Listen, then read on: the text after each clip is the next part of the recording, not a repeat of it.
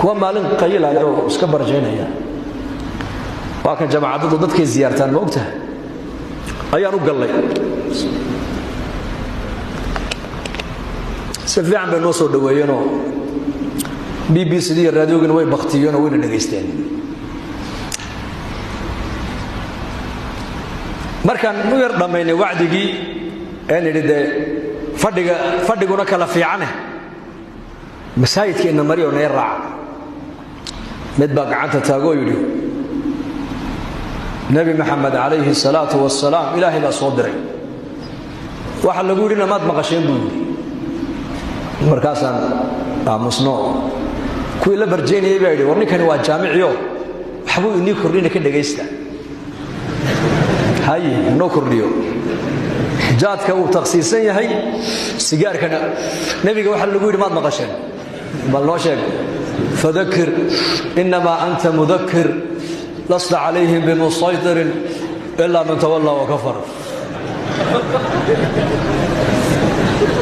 hadalkaa ka warrama dadka waani baa nabiga laga yidhi aduu waaniye uun baa tahay diinta dadka qasabka ka dhigaya ma tihid nabigii baa sidaa lagu yidhiye waad noo sheegteene qasab ha nagaga dhigine iska socda markaasay kulligood yidhaahdeen ninkaas sheekhaygu waa ninkaas shaydaan baa sheekhina aqoontii uu hayaa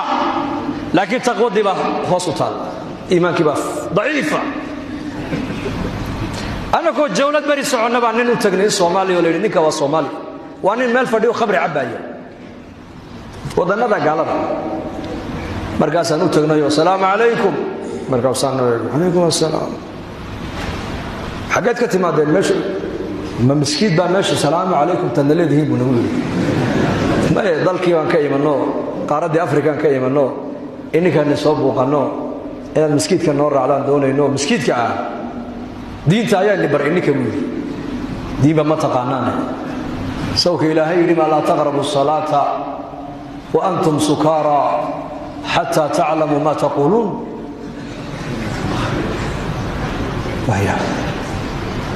nin sakhraana oo aayaddu daliilinaya eg macluumaadka uu hayaa laakiin yaqiintii iyo iimaankii baa daciifa markaasaan ku nidhi laa baas na raac sidaa nagu raac ima raacayo na raac jamaacadda intii kalaad soo salaamaya na raac ilaahay fadligii ninka sidii buu nagu soo raacay jamaacaddii buu la dhagaystay habeenkii buu nala seexday subaxdii markuu kacay ee khamraddii ay ka bacday uu arkay miskiin laga dul eedaamayo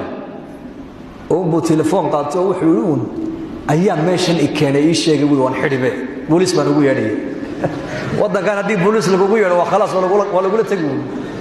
markaasaan idhi aan cidba kuuma yidhi naga raalliha waa iska socow bas iska socow markii dambe raggii noo sheegeen waxay nagu yidhaahdeen ninkaa waddanka markuu soo galay caalim buu ahaa weliba masaajid waddanka ku yaalluu imaamka ahaa bay nagu yidhahdeen maantana dariiquu khamriga ku cabbaya macluumaadku waa shay waa gooni iimaankuna waa gooni weeyaan ummaddu maanta iimaanka hoosu yaalla iimaankeena inaan kor u soo qaadnaan u baahannahay